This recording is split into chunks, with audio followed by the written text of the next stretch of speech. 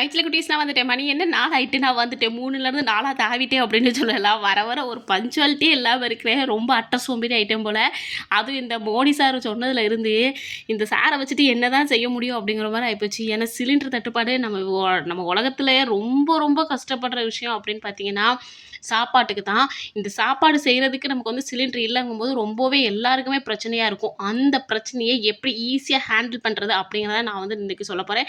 இந்த வீடியோ பார்த்து முடிச்சோடனே எல்லாருமே சொல்லுவீங்க, சே இப்படிலாம் கூட நம்ம வந்து கேஸை வச்சு முடிக்கலாமா, இனிமேல் இதையும் பண்ணுவோம் அப்படின்னு சொல்லிட்டு என்னோடய வீடியோக்கு லைக் பண்ணுவீங்க. வேணாலும் பாருங்கள். அதுவும் லாஸ்ட்டு மொத்தம் எத்தனை பாயிண்ட் சொல்லியிருக்கேன்? 1 2 3 4 13 பாயிண்ட் சொல்லியிருக்கேன். இதில் 12வது பாயிண்ட்டு இல்லை 11வது பாயிண்ட்டு செம்மையாக இருக்கும். ஸோ கண்டிப்பாக ட்ரை பண்ணி பாருங்கள். சரியா? இப்போ வாங்க வீடியோக்குள்ளே போகலாமா? எப்பவும் போல் என்னோடய வீடியோக்குள்ளே போகிறதுக்கு முன்னாடி லைக்கையும் கமெண்ட்டையும் பண்ணிக்கோங்க. முக்கியமாக சப்ஸ்கிரைப் பண்ணிக்கோங்க. அப்போ தான் என்னுடைய வீடியோ எல்லாமே உங்களுக்கு உடனுக்குடனே வரும். நீங்கள் லைக் பண்ண முடியும். ஃபஸ்ட்டு சமைக்கும்போது அளவுக்கு அதிகமாக தண்ணி ஊற்றாதீங்கம்மா. என்ன பண்ணுறது தெரியுமா? எங்கள் வீட்டில் தான் தண்ணி இருக்குன்னு சொல்லிட்டு ஒரு குடம் தண்ணியை அள்ளி உள்ளே ஊற்றுனீங்கன்னா அது வத்துறதுக்கே 1.5 மணி நேரம் ஆயிரும். அது சுண்டு காய வச்சு அதை எடுக்கிறதுக்குள்ள அடுப்பு ஃபுல்லாகவே வேஸ்ட் ஆயிரும். ஸோ அதனால் எவ்வளோ தேவையோ அதை மட்டுமே யூஸ் பண்ணுங்கள். 2வது ஃபேமிலி மெம்பர்ஸ் எல்லாருமே ஒன்றா உட்காந்து ஒரே நேரமாக சாப்பிடுங்க.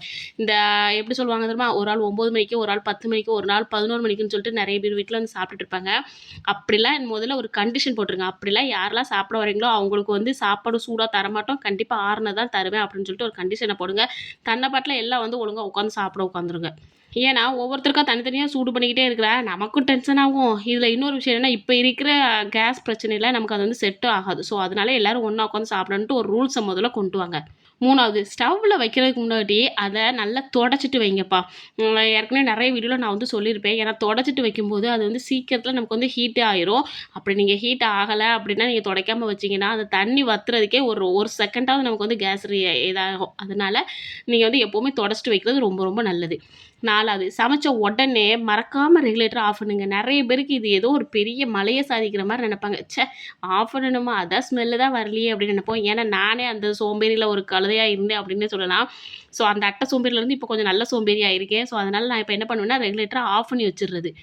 எங்கள் அம்மாவெலாம் பார்த்தீங்கன்னா வேலை முடிஞ்சு உடனே வேலை அடுப்பை ஃபஸ்ட்டு ஆஃப் பண்ணிடுவாங்க கீழே ரெகுலேட்டர். ஆனால் நான் வந்து இப்போ வந்து அந்த வேலையை பார்த்துக்கிட்டு இருக்கேன். நம்ம மோடி அண்ணன் சொன்னதுக்கு அப்புறம் தான் அந்த வேலை நடந்துக்கிட்டு இருக்கேன். முதல்ல வெளுக்க வேண்டியது இந்த மோடியை தான் நினைக்கிறேன். ஏன்னா அவர் பாட்டு என்னத்தையாவது செஞ்சு வச்சிடுறாரு. கடைசி கஷ்டப்பட போகிறது என்னமோ நம்மளாக தான் இருப்போம். நெக்ஸ்ட்டு முட்டையை வேக வைக்கிறீங்களா இல்லை காய்கறி வேக வைக்கிறீங்கன்னு வைங்களேன், தனித்தனியாக ஒவ்வொரு பாத்திரத்தையாக எடுத்து வச்சு தண்ணி அள்ளி ஊற்றிக்கிட்டு கூடாது. ஒரே பாத்திரத்தில் தண்ணியை ஊற்றி வச்சுட்டு அதுக்கப்புறமா அதை வந்து மாற்றி வச்சுக்கணும். ஏன்னா இதனால 2 in 1ஆகவே ஆயிரும். ஏன்னா எல்லாமே எப்படி நம்ம வேக தான் வைக்க போகிறோம். ஸோ வேக வைக்கும்போது இப்படி தனித்தனியாக வேக வைக்கிறதுனால நமக்கு வந்து கேஸ் வந்து ரொம்பவே அதிகமாகும். நெக்ஸ்ட்டு பர்னரோட அளவை விட பெரிய அளவு பாத்திரங்களை வந்து பயன்படுத்துங்க. ஏன் இப்படி சொல்கிறோன்னா, நம்ம அதோட பர்னர் வந்து பார்த்திங்களா அந்த சுடர் இருக்கும்ல, தீ சுடர் இருக்கும்ல, அந்த சுடர் வந்து பாத்திரத்தங்களோட ஓரத்தை தாண்டி வெளியில் கபகபன்னு எரியிற மாதிரி வைக்கக்கூடாது. அந்த பாத்திரத்துக்குள்ளேயே எரியிற மாதிரி வச்சிங்கன்னா தான் அதோட ஹீட் வந்து அந்த பாத்திரத்துக்குள்ளேயே நிலச்சி நிற்கும். நீங்கள் வந்து ஓவர் ஹீட் ஆகட்டும், ஸ்பீடாக எரியட்டும், சீக்கிரம் வேலை முடியட்டும் அப்படின்னு நினச்சிங்கன்னா பாதி கேஸ் வெளியில் தான் போகும். ஸோ பர்னருக்கு ஏற்ற அளவு நீங்கள் பாத்திரத்தை வைக்கிறத விட அதை விட கொஞ்சம் பெரிய பாத்திரமாக வச்சிங்கன்னா ரொம்பவே ஈஸியாகும். அதுக்காக ஓவர் அண்டா குண்டாவெலாம் தூக்கி வைக்கக்கூடாதுப்பா. அதுக்கு கம்பெனி பொறுப்பே இருக்காது. அடுத்து 7வது எப்போதுமே மூடி வச்சு சமைங்க. இது வந்து 2 விஷயம். ஒன்று சேஃப்டி, எந்த பூச்சி பல்லி பாச்சான் எதுவுமே உள்ளே விழாது ஒன்று. இன்னொன்று என்னென்னா அதோட ஆவி வந்து வெளியில் போகாது. நல்லா புரிஞ்சுக்கோங்களேன். இப்போ நம்ம தனியாக சோறு வச்சு அதை வடித்து சாப்பிட்றதுக்கு லேட் ஆகும். அதுவே குக்கரில் வச்சு பாருங்கள், நம்ம மூடி போட்டு கேஸ் கட்டெலாம் வச்ச உடனே ஸ்பீடாக விசில் வந்தோடனே சரியாயிடும். அதே ஃபார்முலா தான் இதுக்கும். எப்போவுமே மூடி வச்சு வேக வைக்கும்போது ஸ்பீடாக வந்து நமக்கு வந்து வெந்துடும். 8வது உங்கள் அடுப்போட பர்னர் வந்து நீல கலரில், அதாவது ப்ளூ கலரில் எரியுதா அப்படின்னு சொல்லிட்டு பாருங்கள். இல்லை எனக்கு ப்ளூ கலரில் எரியலக்கா, ஒரு மாதிரி எல்லோ கலரில் எரியுது, இல்லை கொஞ்சம் ரெட் கலரில் எரியுதுன்னா, ரெட் கலரில் எரியுதுன்னா சீக்கிரத்தில் ஆஃப் ஆக போகுதுன்னு அர்த்தம். மஞ்சள் கலரில் இருந்துச்சுன்னா ஏதோ அதில் அடைப்பு இருக்குது. ஸோ நம்ம அதை வந்து செக் பண்ணணும். உடனே அதை கழட்டி கொண்டு போய் கடையில் கொடுத்து செக் பண்ண ஆரம்பிங்க. இல்லை நானே எல்லாத்தையுமே பார்த்துருவேன், நான் தான் ஆளினால் அழகுராஜாவாச்சே அப்படின்னு சொல்லிட்டு நீங்கள் பார்க்க உட்காந்திங்கன்னா உங்களுக்கு தெரிஞ்சால் மட்டும் பண்ணுங்கள். ஏன்னா கேஸ் வந்து ஃபேமிலி சம்மந்தப்பட்டது. ஒரு உயிரோட வந்து நம்ம விளையாடக்கூடாது. ஸோ அதனால் நீங்கள் கடையில் கொண்டு போய் கொடுக்குறதே பெஸ்ட்டு அப்படின்னு தான் நான் சொல்லுவேன். எதனால் இப்படி நான் சொல்ல வரேன், நான் இப்போ தான் கொஞ்சம் நாளைக்கு முன்னாடி நானும் அந்த வேலையை பார்த்தேன். யூடியூப்பை பார்த்து நான் என்ன பண்ணினேன்னா, எப்படி சொல்கிறது, அந்த ஊசியை வச்சு குத்தி விட்டாலே போதும் நல்லா தீ எரியும்னாங்க. குத்தி விட்டதுக்கப்புறம் தான் மொத்தமாக சோலி முடிஞ்சு போச்சு. ஸோ அதனால் இப்போ தான் ரிப்பேர் பார்த்து வந்து ரூ. 1000 ஆயிடுச்சு. ரூ. 1000 950 கரெக்டாக கேட்டாங்க. 3 பர்னரையுமே ரிப்பேர் பார்க்குறதுக்கு. ஸோ அவங்ககிட்ட பேசி பறித்து ரூ. 900 கொடுத்தேன். சரிங்களா? ஸோ அதனால் நீங்கள் எப்போவுமே கடையிலே போய் கொடுங்க. மேக்ஸிமம் பொங்கி வலிய விடாதீங்கப்பா. பொங்கி வலிஞ்சால் மட்டும்தான் சீக்கிரத்தில் அது வந்து ரிப்பேர் ஆகுது. இது என்னோடய ஓன் அனுபவத்தில் நான் கண்டுபிடிச்சது. ஏன்னா அசால்ட்டாக பொங்கி வடியை விட்டுற வேண்டியது, அதுக்கப்புறமா போய் காசு செலவு பண்ண வேண்டியது. இப்போ நான் நல்ல பிள்ளை ஆகிட்டேன். அடுத்து 9வது அரிசி பருப்பை கொஞ்சமாச்சும் ஊற வச்சு சமைங்க. சரிங்களா? ஏன்னா இப்போ இருக்க அரிசிலாம் ஒரு 1.5 மணி நேரமாவது வேகுது. அதுவும் இப்போ இடையில நான் ஒரு கிருஷ்ணன் ஒரு அரிசி பை வாங்கினேன்ப்பா. எப்பா எவ்வளோ நேரம் வேகுது. ஆனால் அவ்வளோ நேரம் வெந்ததுக்கு அப்புறமும் கூட வேகாத மாதிரியே இருக்குது. இது ஏனே தெரில. சாரி, கிருஷ்ணா இல்லை, டிடி கோல்டு. உங்கள் எல்லாருக்கும் தெரியும் நினைக்கிறேன். டிடி கோல்டுன்னு ஒரு பையன் வரும் பார்த்தீங்களா, அந்த அரிசி தான் வாங்கினேன்.